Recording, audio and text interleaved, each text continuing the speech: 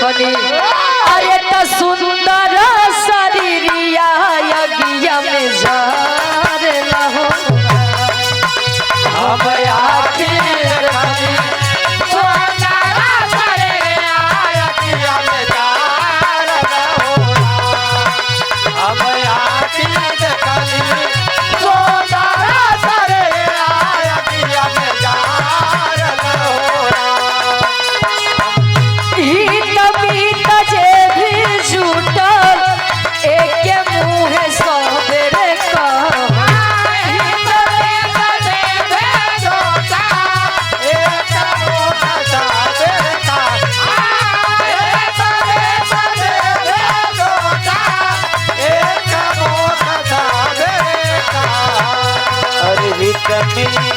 देखनी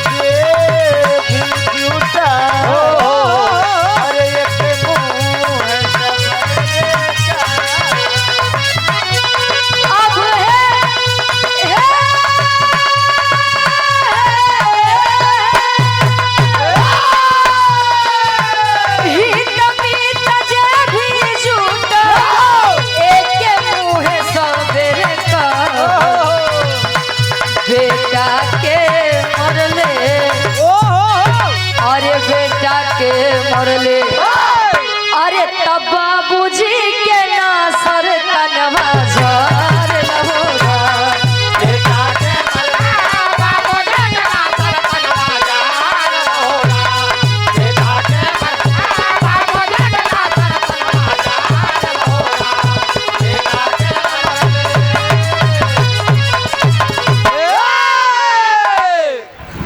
एक हमरे तरफ से 5 मिनट के निर्गुणी भाव एक लोकगीत छोट सा बात बड़का भैया के नंबर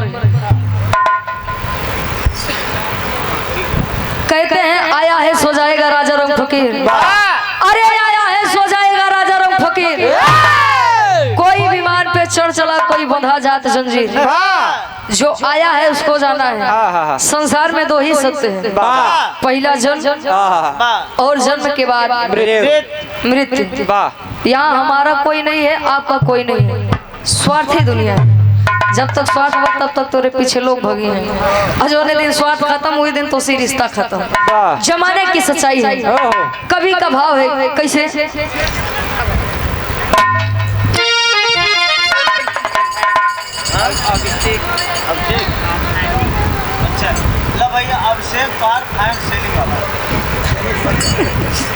और हमारे धर्म के बड़े भाई हैं हमारे बहुत बड़े फैन भी हैं आप अभिषेक भैया जी दिखाई के लाख आपके द्वारा इस भाव को समझते हुए 100 रुपए का मान आशीर्वाद ऐसे ही आप सभी का प्यार दुलार आशीर्वाद सम्मान मिलता रहे 1 स्वर में सबके नमस्ते प्रणाम स्वीकार हो कभी का भाव है इस नश्वर संसार को लेकर का गुरु जी अच्छा चलो हाँ बनाओ तो ये रही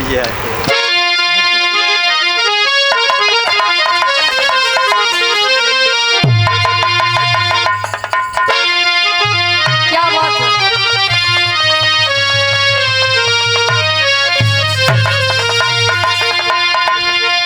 अरे तमाया के नगरिया हो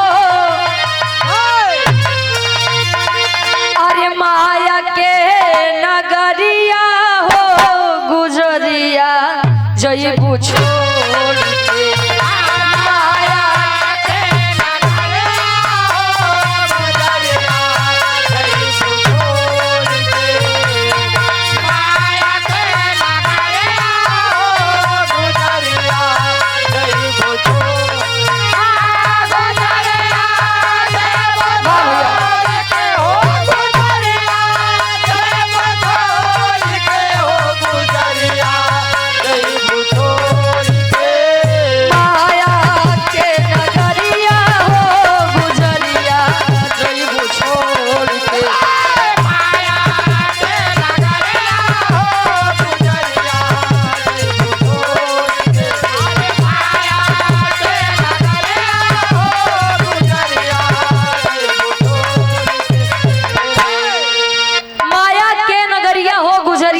छोड़ के यहाँ कितनों दाढ़ी मोछ रखाई भैया लेकिन सबका पिया एक पिया हाँ हो पिया। हाँ 75 बक, बक, बक। पिया का मतलब परमेश्वर, सबका मालिक एक है।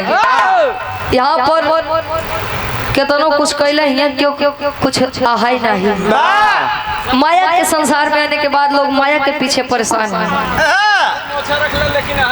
हाँ भैया यहाँ खातिर दुल्हने यहाँ जोने दिन आत्मा रूपी दुल्हन परमात्मा रूपी दुल्हन के वर्णन हुए मिलन हुए वही दिन सच्चा ज्ञान मिल जाए। अंतरा के पहले अंताल में कभी लिखते हैं का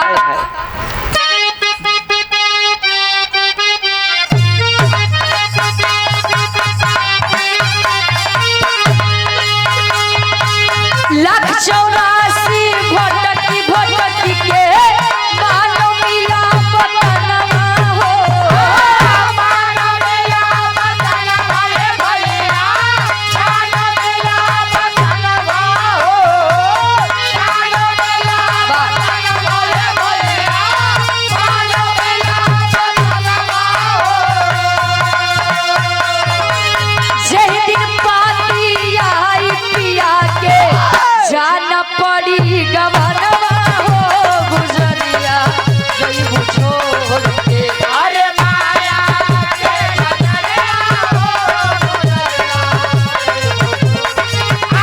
गुजरिया जब छोड़ के हो क्या गुजरिया जब छोड़ के हो गुजरिया जब छोड़ के माया के नगरिया हो गुजरिया जय छोड़ के अरे माया के नगरिया हो गुजरिया जय छोड़ के अरे माया के नगरिया हो गुजरिया जय छोड़ के। कहते हैं 84 लाख योनियों में भटकने के बाद एक मानव तन मिलता है और जब मानव तन मिलता है तो लोग ये मानव तन में न जाने का से का काम कर डाला था।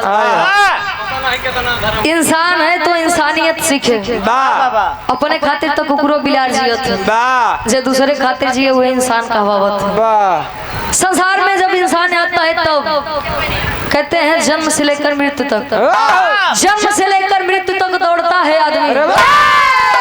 अरे दौड़ते दौड़ते दम तोड़ता है आदमी।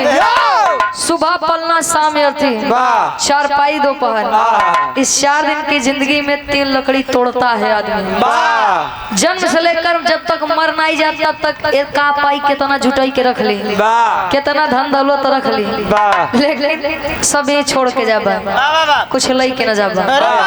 अंतरा के दूसरे साल में कभी जी बताओ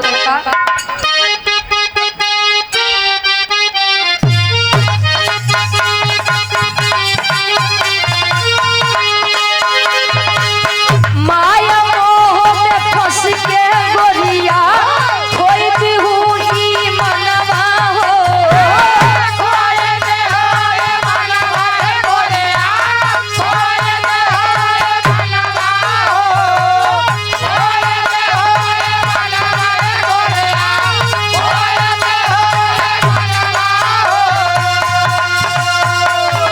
बड़े भाग मानुष तन मिला आयु यही जगहिया हो गुजरिया जय छोड़ के अरे माया के नगरिया हो गुजरिया जय छोड़ गुजरिया जय छोड़ के हो गुजरिया जय छोड़ के हो गुजरिया जय छोड़ के माया के नगरिया हो गुजरिया जय छोड़ के अरे माया के नगरिया हो गुजरिया जय छोड़ के अरे माया के नगरिया हो गुजरिया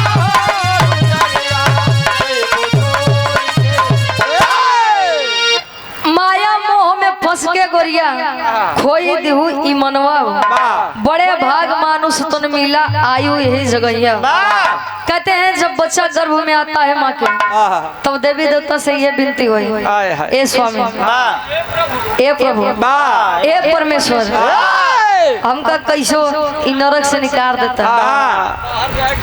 मृत लोक में पहुंचा तो तहार दिन रात भक्ति भाव भजन करब, लेकिन लड़के जब पैदा होता है तब वो पहला शब्द मुँह से निकला कहाँ कह रहे कहाँ भेज दिया। भैया अगर जन्म के बाद 5 चोर पिछुआई लेन पीछे, अरे हमका छोड़ के 5 चोर के काम क्रोध मध लोभ ईर्षा, पड़ोसी सोचत बा कैसे पड़ोसी के कांख फूट जाता है। तेकर वाली हमार हो जा का जमीन जायदाद। अच्छा जमीन जायदाद ये बड़े दुनिया परेशान बा। देखा था मेरे इतना चौड़ा बा तो 4 अंगूर काट लेने एक बीता वो काट ले 2 अंगुल बदे 2 सही बात बा। झगड़ा इतने बड़े नहीं होते, हमेशा तनिके ही बड़े झगड़ा होता। कहते हैं सावन के महीना चलत बा, माई बाबू तर से 1 लोटा पानी भी नहीं, लड़किया कमंडल के पानी लेके जात बा काशी के मन्ना चढ़ावे बदे। यही है संसार भैया। कहीं श्याम तो कहीं घनश्याम मिलते हैं, अरे कहीं श्याम तो कहीं घनश्याम मिलते हैं। पवन सुत के सीने में श्री राम मिलते हैं। स्वर्ग की राह ढूंढने वालों दुआएं ले लो माँ बाप की, क्योंकि माँ बाप के चरणों में चारों धाम मिलते हैं। माई बाबू तर से लोटा पानी बरसे तू जाता है दूसरे के दुआरे जल चढ़ावे। जौने दिन माई बाबू के सेवा कैले बा कतो जाई के जरूरत नहीं बा। अंतरा के अगले ताल में कभी लिखत है का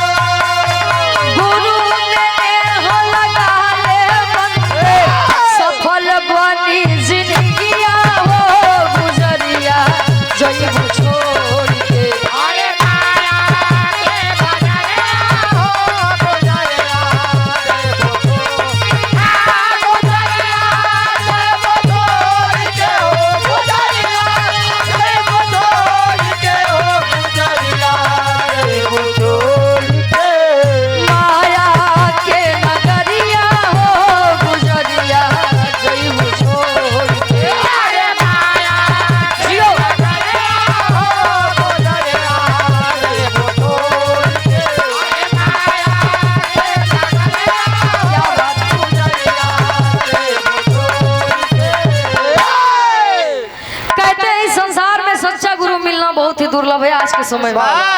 अच्छा पहले के गुरु दक्षिणा तब लेते रहे जब लड़किया कोनो लायक बन जाए। आज के गुरु बेटवा तार 2 महीना के फीस नहीं जमा बा, पहले फीस जमा करा ओकरे बाद पढ़े आया। फीस ना होई तब अपने माई के लिए बिहाने आया। अच्छा माई के काहे? बाबू बम्बई रहे। अच्छा तू देखे जाता ढेर जानकार लेकिन गुरु दक्षिणा में गुरु द्रोणाचार्य को एकलव्य जी अपन 1 अंगूठा दे दिए रहे गुरु दक्षिणा में।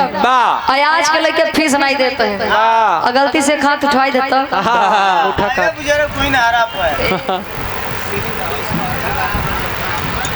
और आप आदरणीय परम सम्मानित दादाजी इस भाव को समझते हुए आप श्री रविशंकर सिंह जी आप दादाजी के द्वारा इसी ग्राम के निवासी 101 रुपए देकर सम्मान किए।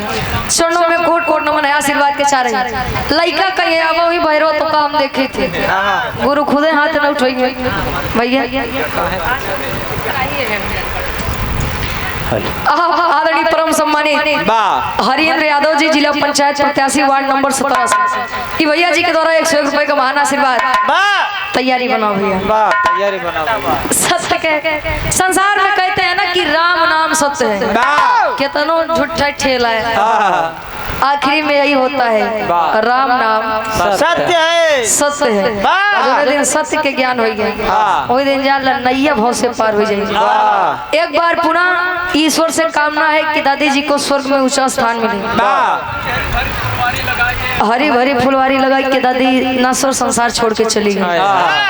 कहते हैं सावनी गुजर जाने पर, अरे सावनी गुजर जाने पर जल की कद्र होती है। इंसान चला जाता है पर कीर्ति अमर होती है। दुनिया में जैसा काम करके जाबे वैसे नाम हो। जीवित इंसान कभी स्वर्ग जा नहीं सकता और मृतक इंसान कभी स्वर्ग से आ नहीं सकता। बेचारे आप लोग करा स्वर्ग नरक कहाँ, हमसे ज्यादा बुद्धिजीवी है सब यहाँ रही भाई। आखिरी बंद में कवि जी लिखा था इनका,